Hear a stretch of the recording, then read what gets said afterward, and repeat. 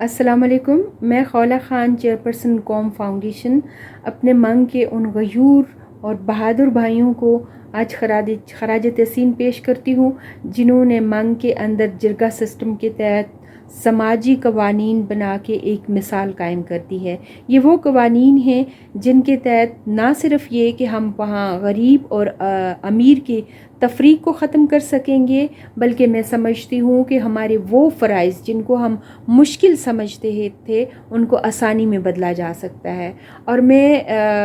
گزارش کروں گی کہ ان قوانین کو صرف منگ کی حد تک محدود نہ رکھا جائے، بلکہ پورے آزاد کشمیر اور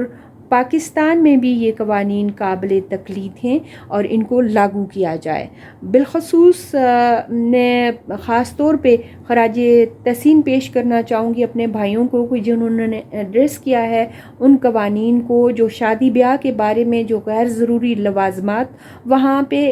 کیے جاتے ہیں، جو فضول خرچی کی جاتی ہے اس کے اوپر پابندی، اور بالخصوص جو مہر اور جو زیور کی مد میں 3 لاکھ روپے کا متعین کرنا ایک زبردست قانون ہے. اور اس کے علاوہ میں سمجھتی ہوں کہ جو میت کے گھر میں جو 3 دن کا سوگ اور پھر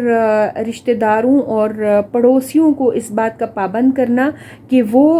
دور دراز سے آئے ہوئے مہمانوں کے لیے کھانا اور ناشتے کا بندوبست کریں گے، یہ میں سمجھتی ہوں کہ ہماری ان پرانی روایت کی